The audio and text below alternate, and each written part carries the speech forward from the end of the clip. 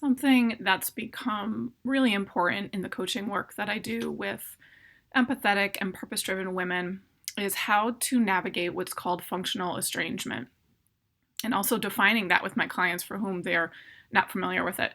So many of us are aware of family estrangement, in which there is sort of a clean cut, no contact relationship between various family members. Um, at times, it can be the healthiest person in the family system decides to become estranged and to withdraw. Other times, it can be someone who's struggling with a lot of mental illness, and themselves cannot be part of a family system, and the family then becomes estranged from that individual. So it can take various paths, and really there's a lot of stigma and misunderstanding around it, to the point where it becomes this thing that's shamed in society, when in reality there are really important decisions that are being made around estrangement that it's become more commonplace in conversations because it's so common. So family estrangement is more common now between today's adult generations than it has ever been. And in many ways, that's because there has been so much societal change within the past 2 to 3 generations, particularly right now between baby boomer adults and their adult age children. And this is especially true for women because there is a great deal of asymmetry between today's adult professional working women with raising children of that age and the experiences and perspectives of, for example, the age of our mother's generation, who are in the baby boomer generation. So it's completely understandable that these decisions and conversations, and at times silencing around family estrangement, is as high as it is right now. But my hope in talking about this with my clients is to normalize the conversation in a way that shows some healthy decisions that can be made, particularly around what I call functional estrangement. So there is a need for concrete estrangement in many cases, whether there's issues of abuse, issues of violence, of physical safety, of mental safety, in which a complete cutoff is actually the healthiest decision.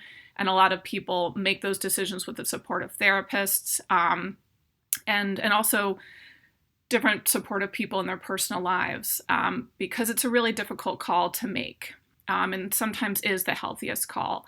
But what I would refer to as functional estrangement is a sort of grayer area in which each individual decides the level of contact that is most comfortable and healthy for them, and enables certain levels of contact in areas that are important to them. For example, many people practice functional estrangement with their parents in the case that they still enable relationships with grandchildren and grandparents, but that middle generation, that adult child, is really limiting contact in their own personal life with their parents, but maintaining that pathway to have contact with children. That's a very common expression of functional estrangement in today's generational dynamics.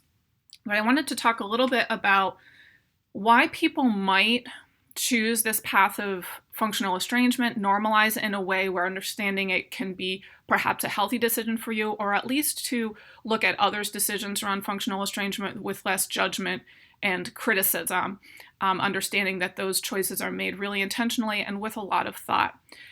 So a couple reasons why someone might want to engage in functional estrangement or a more limited form of contact.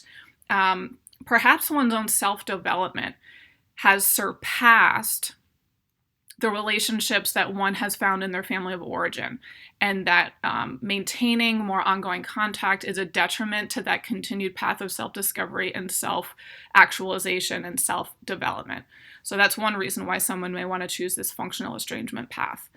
Another is that one no longer feels they belong within the particular culture of their family of origin. And again, families, in particular families of origin, are cultural systems. They are family systems that are built around certain values, practices, and beliefs.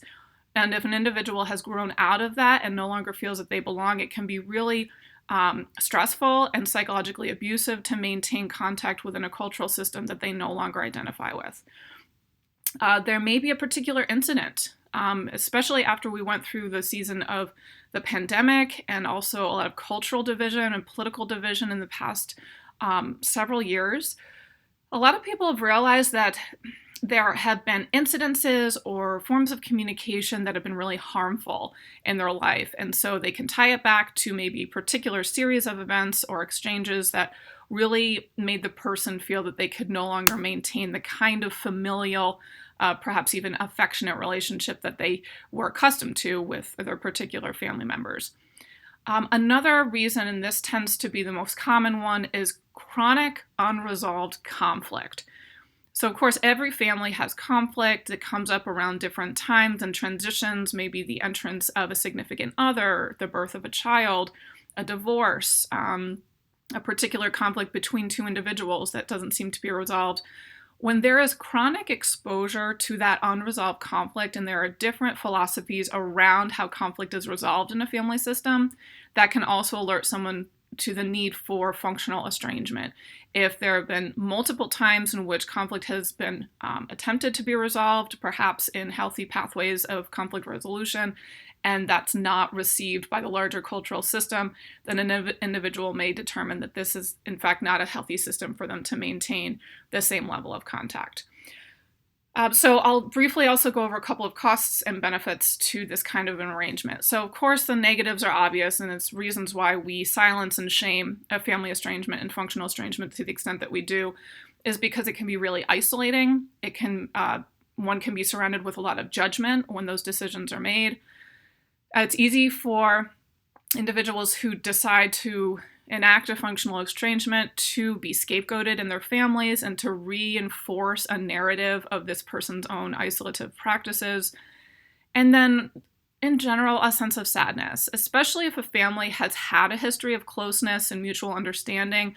For that to no longer be the case in the present or moving forward into the future, there can be a real sense of sadness and depression related to what feel like missed opportunities for reconciliation. And that can really weigh heavily on the person who decides to engage in functional estrangement.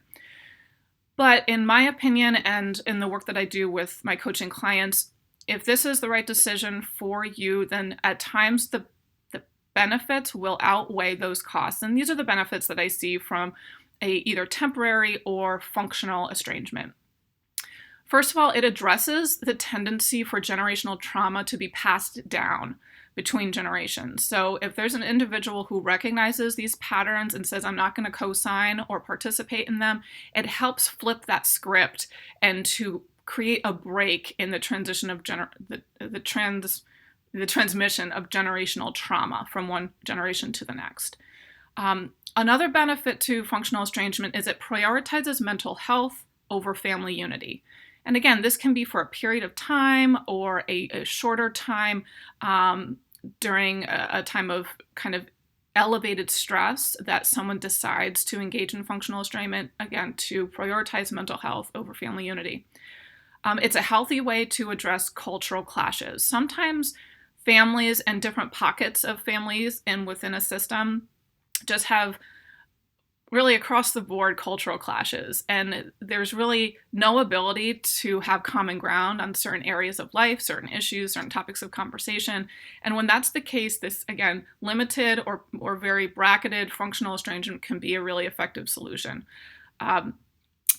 It promotes self-differentiation. And this is a lifelong process in which individuals are able to have an intact self, even within a organizational or family system, that they are less able to be affected by others' emotional projection. To be self-differentiated means that you sort of have an intact self, even when others emotionally project onto you. And if there's a high level of emotional projection within one's family or origin system, or even an organizational or workplace system, withdrawing or engaging in a functional estrangement will help promote that process of self-differentiation, which is a very healthy and natural human process. So as you hear this commentary, this sharing, you may realize that this is not for you. This may not be something that resonates with your current family constellation or your current work constellation. And perhaps even listening to this makes you realize that maybe you do not want to engage in a functional estrangement arrangement. Others of you find that this is very resonant, or certain areas of it are. I'm happy to work with you further on unpacking what that might mean for your life and the concrete decisions that you would want to make around that. And then I will also say specifically for women, there is an increased stigma of estrangement and functional estrangement for women who decide to engage in this kind of a boundaried relationship with others, because women still societally are expected to be the social glue for families of origin, and for just cultural systems in general. So when women step out and say, no, I no longer resonate or feel a sense of belonging in this family system or this group of people, there's a lot more judgment and criticism that women experience when they make those decisions. That does not mean that they shouldn't be making those decisions, but it is something to be aware of as women, that because it's sort of resisting a cultural narrative of women's relationality and our ability to sort of quell conflict, that others may look at it more harshly. And I think that's even more reason to consider this as a possible decision in your life or for a particular time in your life, because it really helps women to distance ourselves from systems that are harmful and create harmful narratives around how to be a healthy person in relationship with others. So thanks for listening. And if this resonates, let's talk.